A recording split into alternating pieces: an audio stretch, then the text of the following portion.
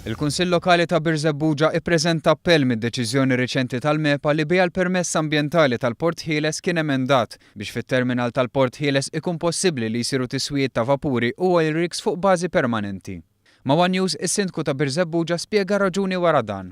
Aħna qatt ma ġġestjonajna li jkun hemm żvilupp ġewwa l-Freeport ġewwa Birzebbuġa, però wkoll meta jidħol vapur loading in the loading li tinqalalu ħsara hemm ġew nifhmuha li jrid nirranġaw hemm ġew, imma li jġibulna rikkijiet ta' żejt biex jirranġawhom f'ġewwa l-Freeport ġewwa Birzebbuġa, il-Kunsill u l-popla ta' Birzebbuġa ma jridx jiġbieru. Il-Gvern kien oġġezzjona għal ħruġ ta' dan il-permess. Fil-passat permessi ta' dan it-tip ħarġu għal żmien qasir biex isiru xogħlijiet fuq proġetti speċifiċi. Il-Gvern insista li ma jaqbilx li din is-sistema tiġi mibdula u li l-Freeport jingħata permess miftuħ għal dawn ix-xogħlijiet.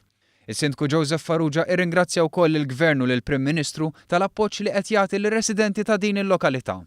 Nawna ġenejt nirringrazzjah li hija taħares bis-serjetà lejn il-Kunsill u iżjed lejn il-poplu ta' Birzebbuġa.